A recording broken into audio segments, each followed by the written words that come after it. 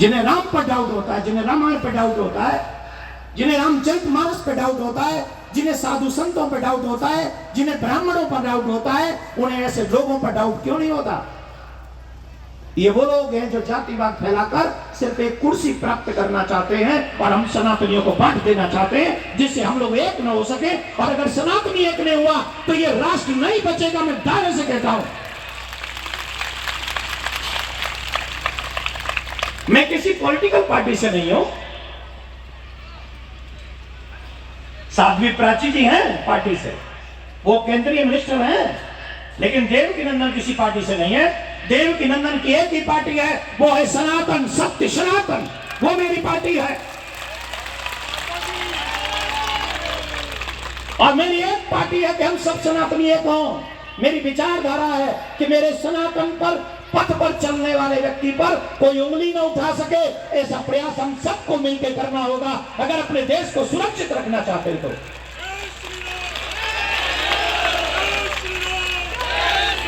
जोर से बोलना पड़ेगा, एक साथ बोलना पड़ेगा। ब्लू जीन्स व्हाइट कुर्ता, सुरक्षित तू भी नहीं है। हम लोग तभी तक सुरक्षित हैं जब तक हम एक स्वर में हैं। अगर हम एक स्वर में नहीं हुए, मैं ज्यादा बड़ी बात नहीं करता हूं, मुझे कहते हुए दुख हो रहा है। संविधान हमें अधिकार देता है, स्पीच ऑफ फ्रीडम हमें राइट देता है ना। 100 करोड़ हिंदू है, 100 करोड़ हिंदुओं की आने वाली पीढ़ी की सुरक्षा के लिए यह जरूरी है। अगेन किसी श्रद्धा के 35 टुकड़े न हो, यह जरूरी है। फिर से पॉल को सरेआम कोई गोली न मारे, इसके लिए जरूरी है। और फिर आने वाला जो राम मंदिर अभी बनने जा रहा है, उस राम मंदिर को तोड़ने वाला दोबारा पैदा न हो, उसके लिए जरूरी है। मथुरा में कृष्ण जन्मभूमि आजाद हो, उसके लिए जरूरी है। भारत की बहन बेटियां रात्रि के 2 बजे भी, आने वाले 50 साल बाद भी फ्री घूम सके अपने सम्मान के साथ, उसके लिए जरूरी है। मैं और आप मर के भी जिस लोक में जाए और अपनी संतान को मुस्कुराते हुए देख सके, उसके लिए हिंदू राष्ट्र जरूरी है। हिंदू राष्ट्र किसी को मारने के लिए नहीं, किसी को भगाने के लिए नहीं, 13 साल की बेटी का मजहब बदलवाने के लिए नहीं। पाकिस्तान में ऐसे नहीं, मैं बोलचाल वाली बात नहीं बोल रहा हूं। पाकिस्तान में, पाकिस्तान की पार्लियामेंट में, पाकिस्तान के पार्लियामेंट मेंबर ने इस बात को उठाया कि महाराज, जब शादी की उम्र 18 साल है तो धर्म परिवर्तन करने की उम्र 13 साल कैसे हो सकती है? जिसे कुरान का पता नहीं, जिसे कलमा का पता नहीं, एक बेटी को उठा ले गए और उसका धर्म बदलवा दिया। अब आप कह रहे होंगे ये तो आजकल हिंदू मुस्लिम कर रहे हैं। देखिए, मैं तो एक बात जानता हूं, मुस्लिम अपनी बात करें, क्रिश्चियन अपनी बात करें, मुझे ठाकुर ने सनातनी बना के भेजा है, मैं तो अपनी बात करूंगा। मैं किसी को भगाने, मिटाने और लुटाने की बात नहीं करता, लेकिन मैं किसी को मारने की बात नहीं करता, लेकिन कोई मुझे मार दे, मेरे आने वाली पीढ़ी को मार दे, ऐसा मैं होने नहीं दूंगा जब तक मैं जिंदा रहूंगा। कौन कौन मेरे साथ है? कौन कौन मेरे साथ है? अभी कासगंज में कथा नहीं हुई इसलिए इतने लोग हैं। अगर कासगंज में कथा हो गई होती तो जो घर बैठे हैं ना, कौन से, हमें क्या,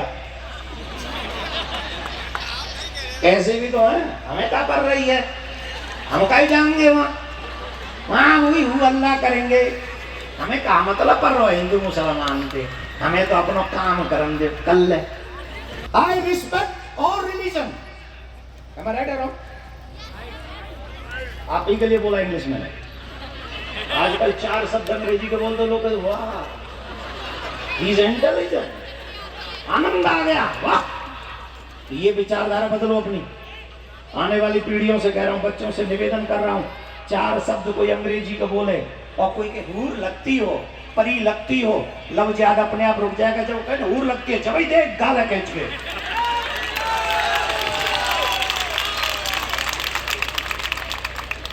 मैं आपसे निवेदन करूंगा, हूर बनने की जरूरत नहीं है, महारानी लक्ष्मीबाई बनो, झांसी की महारानी बनो। जो भी तुम्हारी तरफ आंखें उठा के देखे उसकी आंखें नोच लो। हमारे मध्य में केंद्रीय मंत्री बैठी हैं, सुन लो तुम तो गिंगे। देखो मैं धर्मगुरु हूं कि नहीं? भागवत करता हूं, राम कथा करता हूं, शिव पुराण कथा करता हूं, गरुड़ पुराण की कथा करता हूं, सत्यनारायण की भी कथा करता हूं। इतनी कथा करने वाला धर्मगुरु हुआ कि नहीं हुआ? और ये केंद्रीय मंत्री बैठी हैं, तो अपनी बात दिल्ली तक पहुंचाने के लिए किसको पत्र बनाना पड़ेगा? इन्हीं को। हम तो एक प्रार्थना कर रहे हैं, 2 करेंगे एक्चुअली। पहली प्रार्थना, मोदी जी 24 से पहले इस देश को हिंदू राष्ट्र घोषित करें, ऐसी प्रार्थना हमारी तरफ से जरूर करना। जितनी भी बेटियां यहां पर बैठी हैं, एक बार अकेले में बैठकर 2 मिनट सोचना, उस पिता की हिम्मत के बारे में सोचना, जो पिता अपनी छाती पर बहुत बड़ा वजन रखकर अपनी बेटी से कहता है जाओ तुम पढ़ो, तुम अपने सपने साकार करो, तुम्हें तुम्हारा कोई भी सपना अधूरा नहीं रहना चाहिए, तुम्हें जो बनना है बनो, तुम्हें जो पढ़ाई करनी है करो, तुम जो करना चाहती हो करो, कोई प्रॉब्लम नहीं। मैं रात दिन मेहनत करके तुम्हारे सपने को साकार करने का प्रयास करूंगा। अगर मेरे पास पैसा नहीं हुआ तो मैं कर्ज लूंगा, कर्ज नहीं चुका सका तो मैं अपना घर भी गिरवी रख दूंगा, लेकिन तुम बनो, तुम्हें जो बनना है बनो।